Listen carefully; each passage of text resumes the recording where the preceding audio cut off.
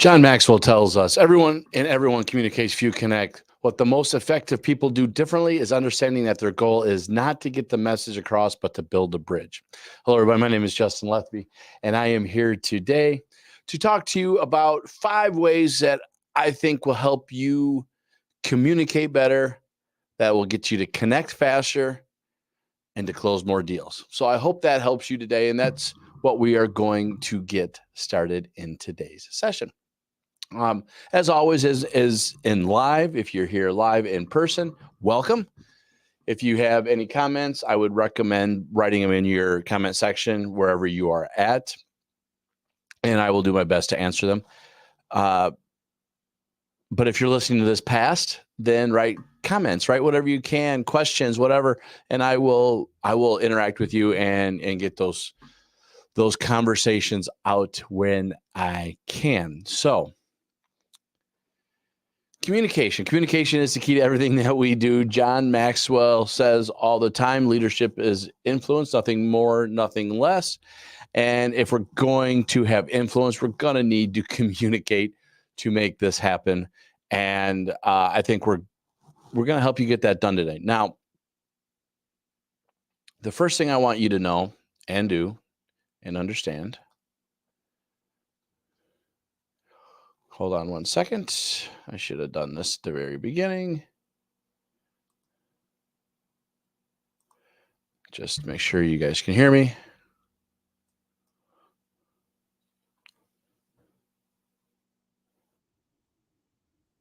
Yep, there we go. All right. So I'm going to talk about 5 different ways that are in here. Quite honestly, one of the biggest ways I'm going to tell you is one of the books that has had the most impact on me, and that's John Maxwell's Everyone Communicates, Few Connect. I think there are extremely, hugely valuable insights from that book that will make your professional career that much easier. And 2, the other thing that I love and I have gotten huge value from, and I've learned this almost 18 years ago, is using DISC. And DISC is a behavioral assessment that will help you understand not only who you are, but who are the others around you and how you're going to need to work with them, communicate with them, interact with them, understand them, right? We are all governed by some very basic characteristics, behavioral profiles, as you say, and there to get that done. So the first step, quite literally, is understand your audience, understand the DISC profiles, understand who people are, and the power of intentionality. Now, if you have never taken the DISC assessment, I would incredibly encourage you to take the DISC assessment. I think they are hugely important for you in your business and in your personal lives.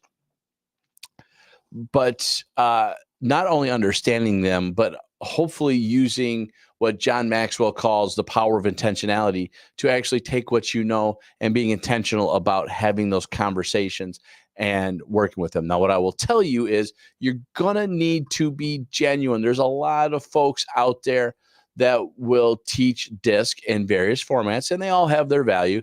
But I will tell you the one thing that I am very much personally against in these areas is when people tell you to mirror or mimic the other person's profile. I find that to be inauthentic, and I want you guys to be extremely authentic in nature. So when you're working in that business and you're working for your connection in with your clients and your customers, that you are very much involved in that world.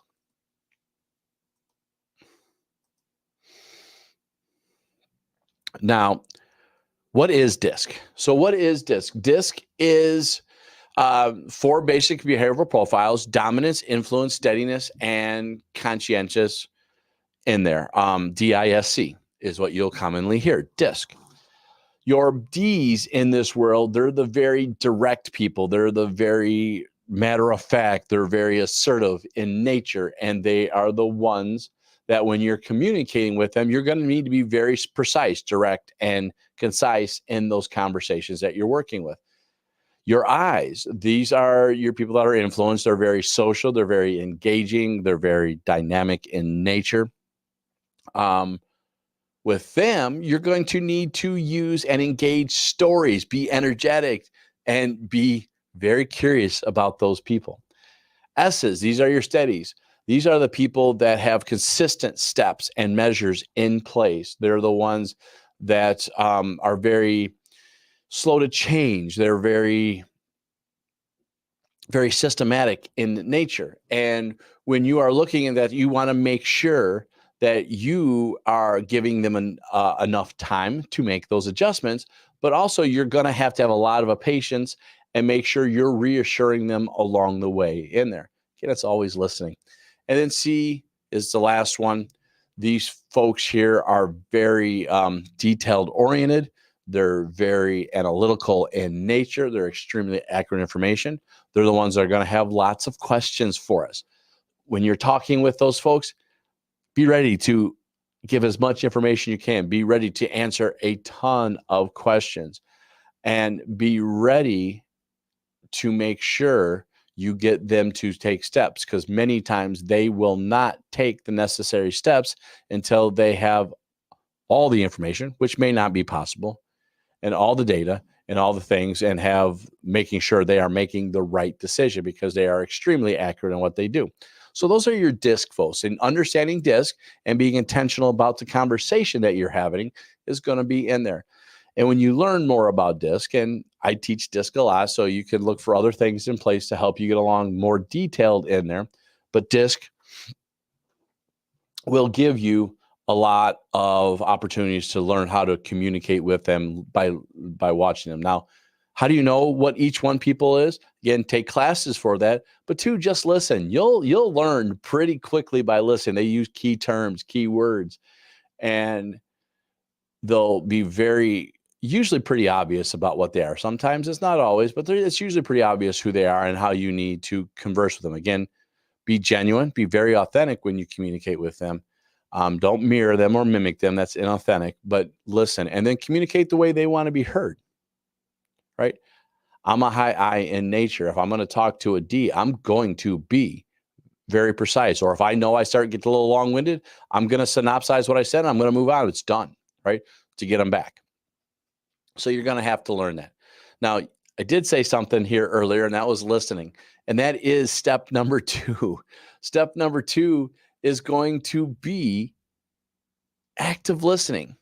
And really what that comes from, if you're going to be an active listener, that means you're valuing others.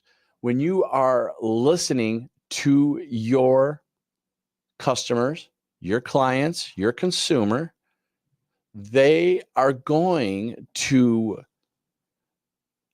have comments. They're going to have things they want to share. And a lot of times when we're talking as business professionals, we're asking questions, but we're not waiting for the answer. We're already trying to plan our next question or plan our response, and we haven't even heard what they said. We need to make sure we are listening. Again, you're going to listen because you're going to hopefully understand which DISC style they are.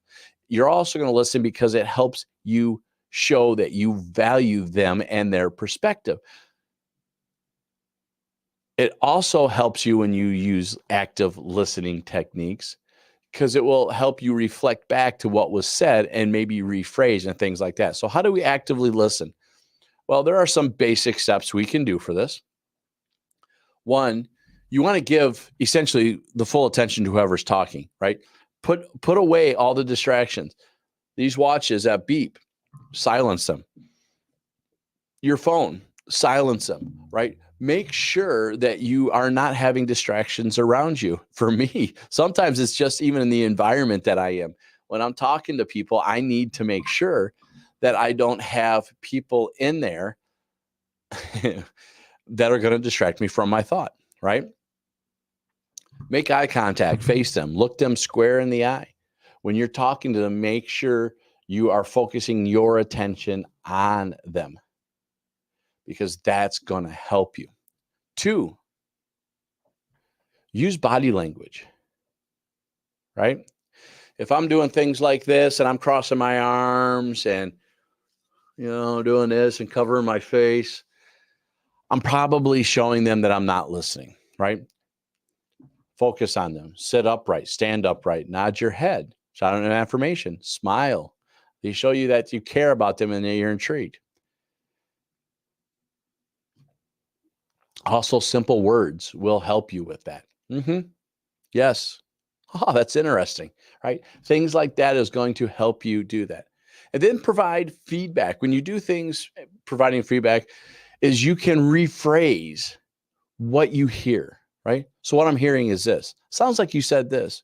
Oh, that's interesting. Did I just hear you say this? Right? And rephrase it in the form that you hear it. Rephrasing it helps you understand, but two, if it's not what you heard or not what they meant to convey, they will correct it. Especially if you come back in a fairly innocuous or curious perspective, they're going to say, "Oh, no, no, no, I mean this," or "Yeah, that's absolutely what that is. That's perfectly well said." Right? You'll get stuff like that in place, or you can start asking questions. So that's interesting. What did you mean by that? What did you mean when you said? So you can always communicate with them.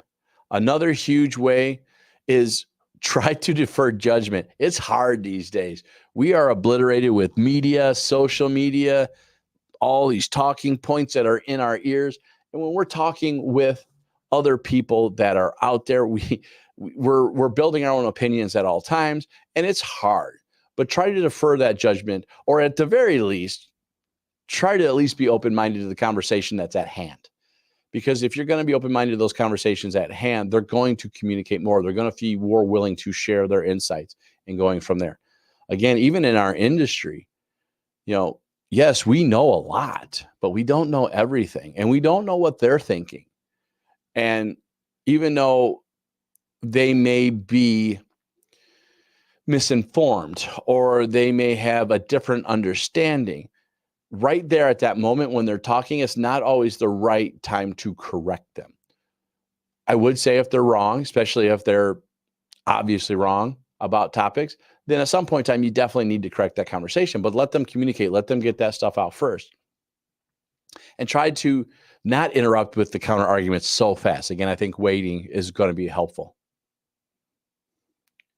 And then even if you do disagree, try to be respectful about it, right? It's okay to agree to disagree.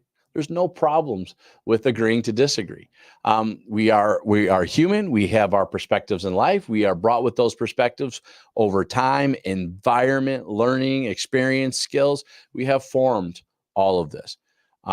Sometimes we can change minds for sure. Sometimes we can change other people's minds. But sometimes we're just going to have difference of opinions, and that's okay. Make sure you actually let them know you're okay with that. And hopefully they will receive and return that same value perspective in there. And then respond when someone asks you an open question, be honest about it. Don't hesitate. Don't do it. You don't got to be brutal about it. You don't got to be mean, right? There's a lot of stuff that, again, when we go back on society, there's a lot of stuff that is very aggressive in nature. And I don't even mind aggressive, but when we start getting, name calling, or we start getting very, very downplaying on this is what you want to stop doing. So those are some of the things I want you to do this and listen and start putting those things in there just for active listening. So we covered DISC and we covered active listening. The other thing I want you to talk about, the authenticity and communication adjustment to the medium, right? Communication comes in different forms. I'm giving you this in a live stream right now. Some of you are going to hear this post. Some of you are going to see a blog post on these things. You're going to see various bits of information. It's going to come in there. These communications are going to be different for each format. You're going to have to maintain it and still contain and keep your authenticity in your conversations, right? Be true to who you are. Be true to what goes on in your business. I need you to make sure when we are working in here and working on these things that you are always true to yourself. People can sniff out the inauthenticity really, really quick. And when you're doing this in different formats, you're going to have to look at different things. So if I bring back the DISC to this conversation, if you're doing a Zoom call, like if you see my stuff, you're definitely going to see a lot of eye. You see a lot of color in a lot of places I do. My banner is very, very colorful in nature. If I was a C, everything would be way more organized than you see in my background right now. You're going to see things like that. You can figure that out and look in here and then adjust to whatever conversations that you're at. So just be prepared. You might have to change different things. That's the same thing with text messages. Same thing with that, right? We don't get context in text messages. You're going to have to learn how they communicate because every disc profile communicates a little differently. And they don't pay attention. Like I'm a high I. I get teased all the time because I write conversation. People go, I have no idea what I just said because I write it. I don't proofread it. I just send it out because it's more important for me to get the stuff out than it is to worry about the details, so to speak. And that's not necessarily good. And then the last thing last two things I want you to do is understand that storytelling is huge, right? Again, we're trying to build connections in here. And even anybody in the disc arena, DIS or Cs, and again, we all are part of them. We're dominated by one or two quite traditionally, that storytelling works for all of them. Have stories to build that knowledge. Have stories that show how you did something in your area. Stories work. They're always going to work. They're always going to work. Having those stories on how you successfully handled a tough deal or a challenge that you ran across and how you learned to solve it, right? These are all good stories because, again, it takes the personalization out because sometimes if you see the same mistake happening to your consumers, you can tell a story about, hey, this is what happened in the past when we tried something similar. I'm not saying we can't try it, but I want you to be prepared, right? When I worked with Bob and Mary Seller, they wanted to negotiate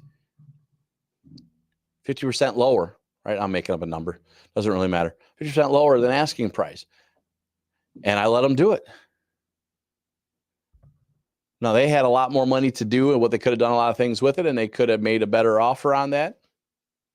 But because we made a 50% lower offer, those sellers never wanted to talk to us because they were just mad, right? I can use a story instead of saying, hey, if you make that low of an offer, people are just going to be pissed at you. Doesn't help, right? There's no relativity to that conversation. This is what I want to do. Tell me, you're not telling me anything, right? Stories will help. Accurate stories, not made up stories. It also helps with that emotional connection, right? Because they can to put themselves in someone else's shoes. They can feel that same scenario. Perfect your stories. I like stories for two reasons, in all honesty, in our world. I like stories for when we're doing those meetings, we're having our buyers and seller appointments, and we're doing those things out there. We can build that connection through that. But I also like those stories because I teach a lot of people to do video. And I teach a lot of people to be in here. And those stories are great little segments that people can learn what to do from our past experiences. So don't be afraid to get good with storytelling. And then I'm going to tell you, especially in our world, embrace adaptability. When you're here, you're going to want to make sure that you are able to change and recognize the things that are coming down the road, the new techniques that need to be done. Every time there's a new communication strategy or there's a new change in business that we need to do. And we need to be able to embrace and be very flexible in our nature. We also need to be able to looking for that continuous feedback, right? What are we doing well? Again, if we're actively listening, we're watching our consumers. We're actually watching our clients. And we can see when something is not hitting them. We can see when something is not connecting or that they may be disagreeing or maybe that analogy or story just didn't hit, right? If we're actively listening what's going on, we'll pay attention to that stuff and we'll see what happens at all times. So get that continuous feedback and embrace changing and evolving those conversations. Effort over time equals perfection. I don't really like the word perfection, but the point is still there. Effort over time will equal perfection. The more you do, the better off you're going to get. There's actually a book and there's actually a philosophy. Any skill learned about 10,000 hours, you will have essentially, quote unquote, mastered that particular skill. And that's what we need to do here. So what did we talk about today, folks? What did we talk about? We talked about being intentional and using your disc to understand how to communicate with people. We talked about active listening and valuing others. We talked about the importance of authenticity in our communications and changing it in the medium format that we're communicating in. getting good with storytelling, and then we talked about embracing adaptability and continuous feedback for connection. These 5 items will help you